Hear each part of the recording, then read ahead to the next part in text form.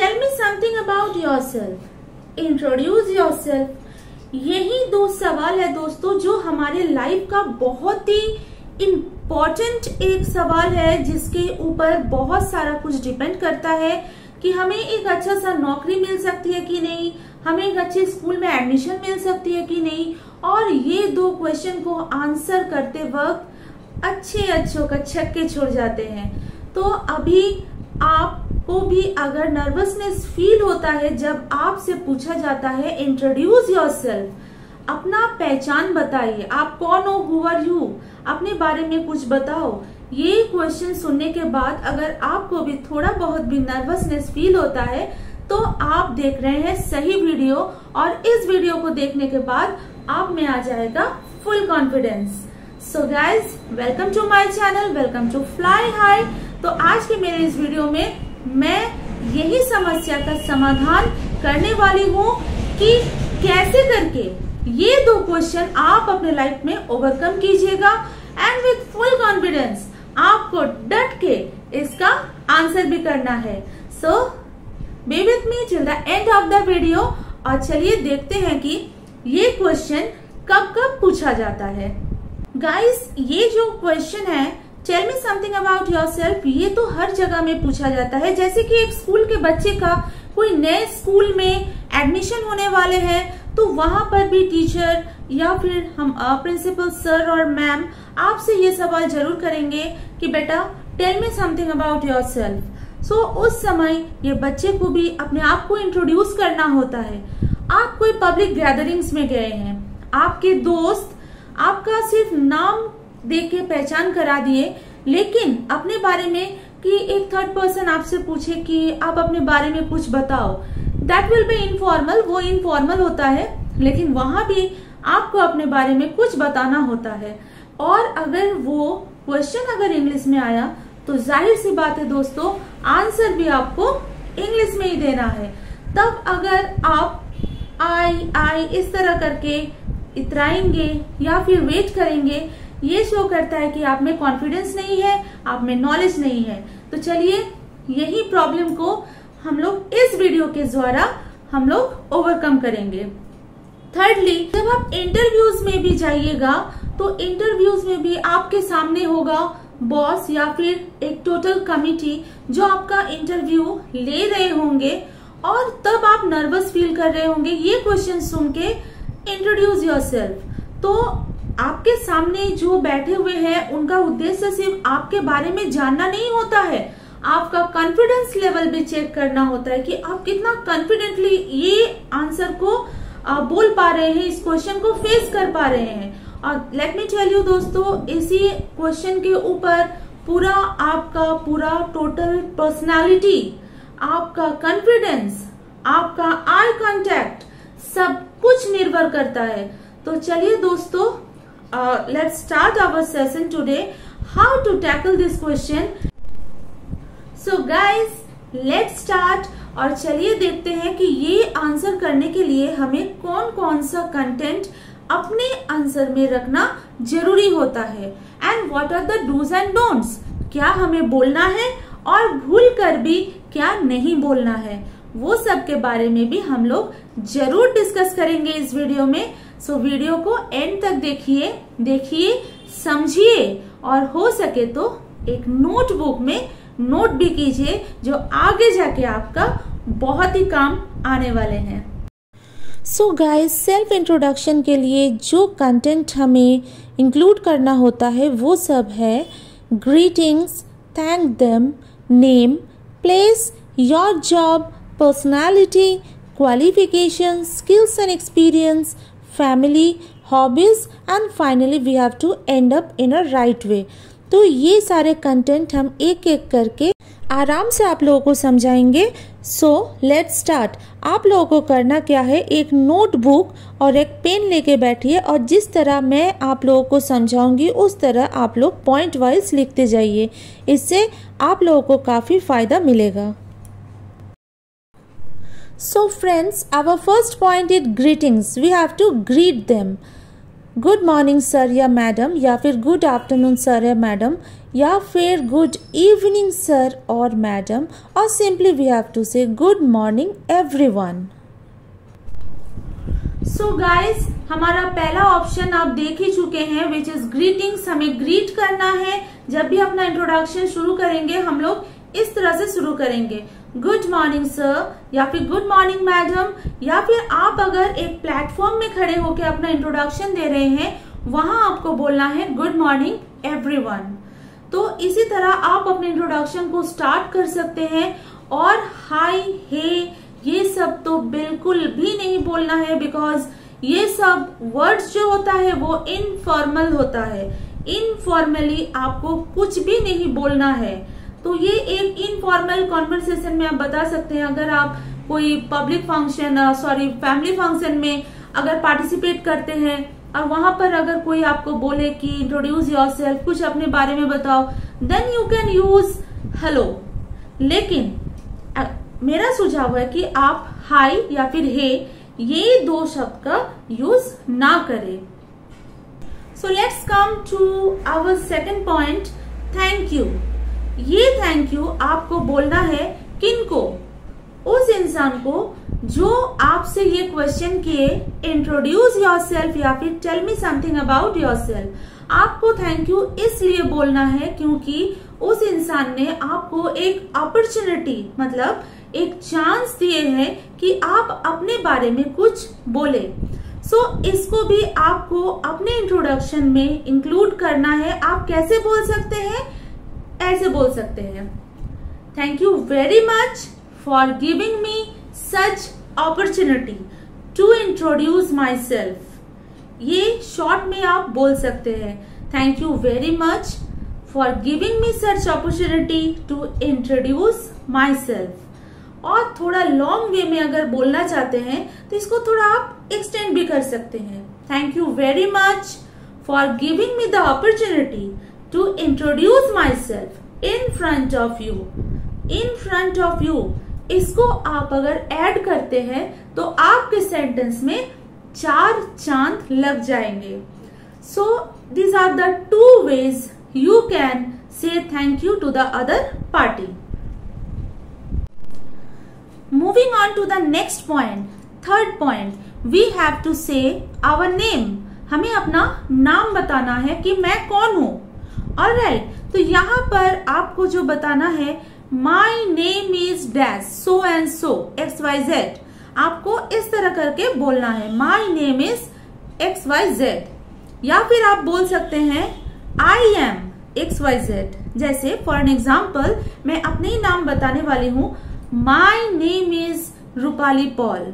या फिर आप ऐसे भी बोल सकते हैं आई एम रूपाली पॉल। और आपके जो वॉइस में वो दमदार वाला स्ट्रेंथ होना चाहिए। ऐसे नहीं कि आप इस तरह बोल रहे हैं आई एम और आपका जो आई कांटेक्ट है एकदम स्ट्रेट। तो अगर आप अपना आंखें ऐसे डाउन करके बात करेंगे, it shows lack of confidence. आप में कोई कॉन्फिडेंस नहीं है। तो आप जब बात कर रहे हैं, you have to give a good eye contact, face to face eye contact. This shows that yes you are confident with what you are speaking। so जब आप अपना नाम बोलेंगे उसमें एक स्ट्रेस दीजिए, I am रूपाली पॉल इस तरह करके, या फिर my name is Rupali Paul इस तरह करके। never say myself। यहाँ पर इंसान अक्सर मिस्टेक कर देते हैं कि आप लोग इस तरह करके स्टार्ट करते हैं, myself Rupali Paul. A big cross नहीं बोलना है, big no। No means never। When you are in formal conversation, जब आप एक इंटरव्यू के लिए जा रहे हो या फिर एक नया स्कूल है जहां पर आप एडमिशन लेने जा रहे हो, please don't say my self. My self नहीं बोलना है, आपको सीधा तरीका से माई नेम इज XYZ या फिर आई एम XYZ इस तरह करके ही बोलना है। Our next point is place. Place मतलब आप कहां से हो, that also we have to include in our introduction. हमें ये भी अपने इंट्रोडक्शन में इंक्लूड करना पड़ेगा। So here you can say I am from Asansol. I am from Asansol, इसका मतलब आप आसनसोल से हो। और you can say I come from Asansol. Both ways you can से, लेकिन ये दोनों में आपको एक इटसेल्फ भी लगाना है। आई कम फ्रॉम आसनसोल इटसेल्फ। ये इटसेल्फ आपको कब लगाना है इसके बारे में भी ध्यान से सुनिए। मान लीजिए कि आप एक जॉब इंटरव्यू देने जा रहे हैं दिल्ली में और आप दिल्ली में ही रहते हैं। Then when you are saying I come from Delhi, उसके बाद आपको बोलना है इटसेल्फ। मतलब ये इटसेल्फ क्या दर्शाता है कि आप जहां पर जॉब करने आए हैं उसी जगह में आप रहते भी हैं। सो इसीलिए आपको ये इटसेल्फ भी बोलना है। I am from Delhi itself, I am from Delhi itself, या फिर आई कम फ्रॉम दिल्ली इटसेल्फ। और अगर आप दिल्ली के नहीं हैं, मतलब आप कहीं और रहते हैं लेकिन करेंटली आप दिल्ली में रह रहे हैं, उसको आप कैसे लिख सकते हैं? आई हेल फ्रॉम मुंबई, मतलब मुंबई में आपका अपना घर है but currently I am living in Delhi. आपको इस तरह बोलना है, I hail from Mumbai but currently I am living in Delhi. इसका मतलब आप मुंबई से हो लेकिन करेंटली आप दिल्ली में रहते हो।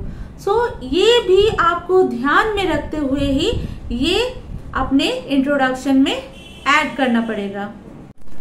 Coming to the next point, this is a very important point. इसमें आपको अपना जॉब के बारे में बोलना है।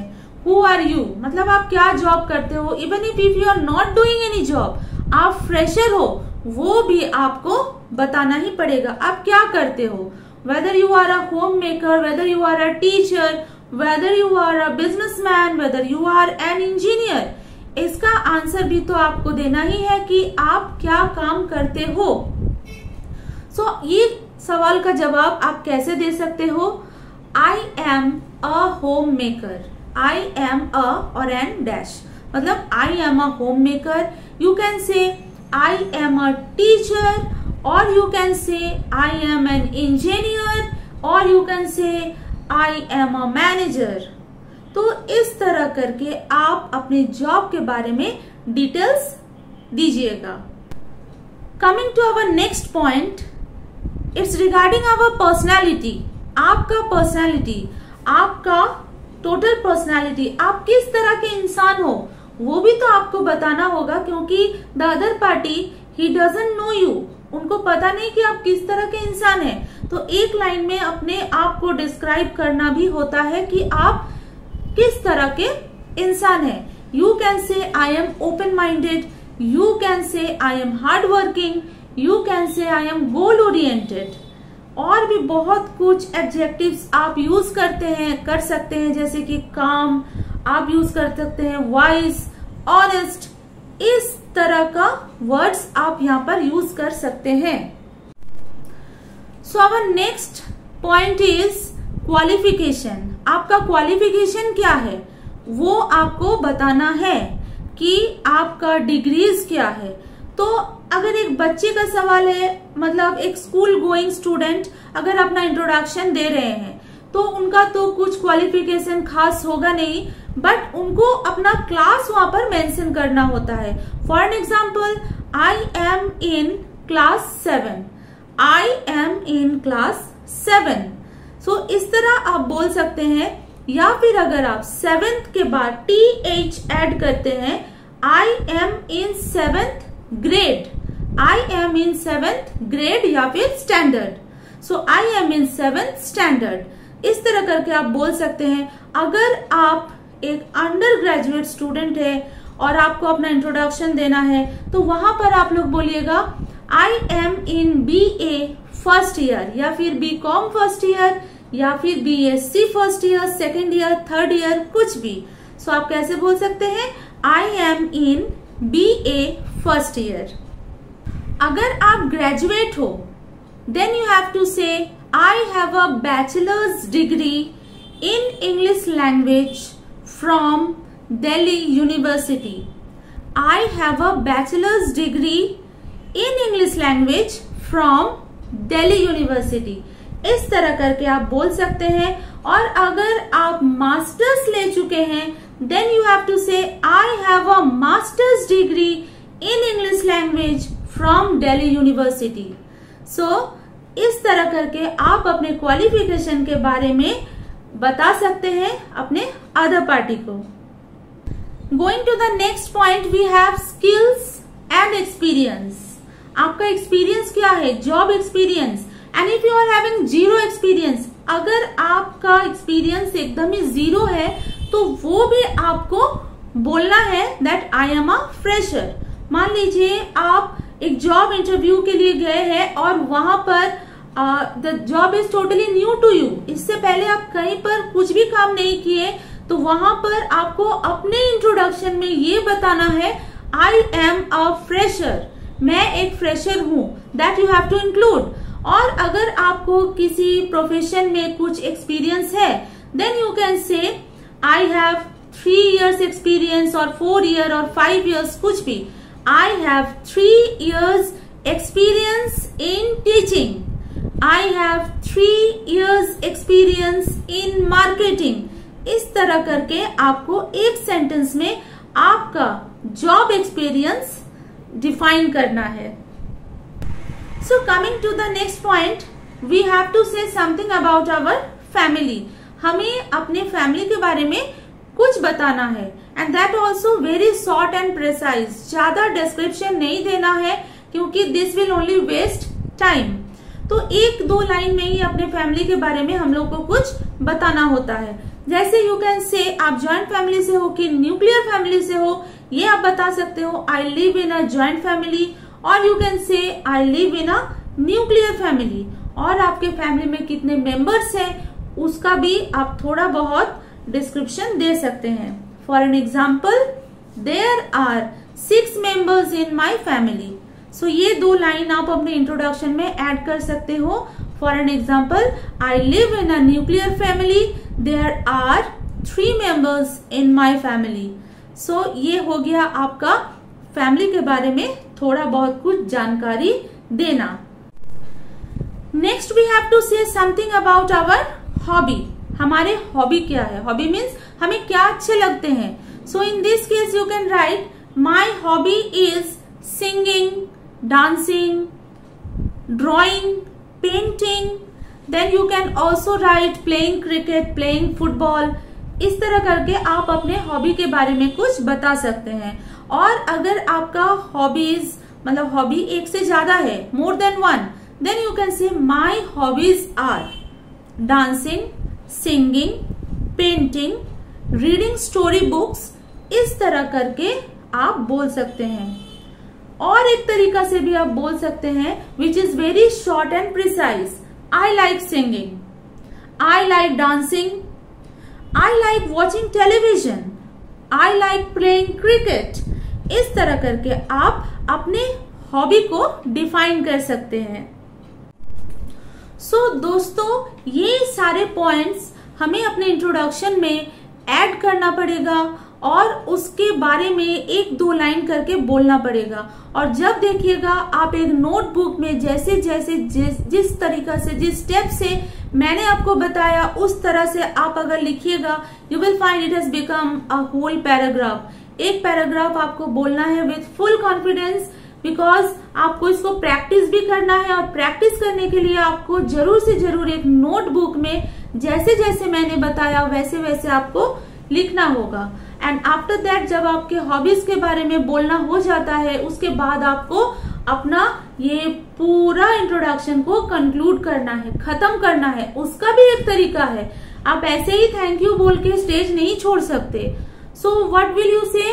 That's all about me. ये लाइन रट लीजिए, ये लाइन रट लीजिए, बिकॉज दिस लाइन, यही लाइन आपको स्कूल, कॉलेजेस, इंटरव्यू, पार्टी, हर जगह आप बोल सकते हैं। That's all about me, thank you. Thank you बोलने से पहले ये लाइन आपको जरूर से जरूर बोलना है। सो गाइस, आशा करती हूँ कि अब से आप लोग नर्वस नहीं फील कीजिएगा और जब भी आपको ये क्वेश्चन पूछा जाए, introduce yourself, tell me something about yourself, आप उसका एकदम कॉन्फिडेंटली आंसर कर पाइएगा, अपने आप को कॉन्फिडेंटली इंट्रोड्यूस कर पाइएगा। और यही मेरा आज के वीडियो का मोटिव है। तो आप लोग नोटबुक में जो कुछ भी लिखे हैं उसको प्रैक्टिस करते रहिए, because I believe practice makes a man perfect. तो चलिए, अगर आपको समझ में आया होगा मेरा वीडियो तो दबाइए शेयर बटन और शेयर कीजिए अपने फ्रेंड्स और रिलेटिव्स के साथ। और हम चाहते हैं कि मेरा ये वीडियो हर किसी के पास जाए, हर बच्चे के पास जाए, ताकि वो भी इंट्रोडक्शन देते वक्त हिचकिचाए नहीं, नर्वस नहीं फील करे। तो चलिए, today I am concluding my video. मैं यहीं पर समाप्त करती हूँ। और अगर आप लोग मेरे चैनल को अभी भी सब्सक्राइब नहीं किए हैं तो फटाफट से सब्सक्राइब कर दीजिए और हाँ, बेल बटन जरूर दबाइएगा, क्योंकि इस तरह का इंफॉर्मेटिव वीडियोस जब भी दिया जाएगा तो आपके पास नोटिफिकेशंस पहले पहुंचेगा। तो चलिए, यहीं पर मैं एंड अप करती हूँ। आपसे मिलती हूँ अगले वीडियो में। जय हिंद, जय भारत।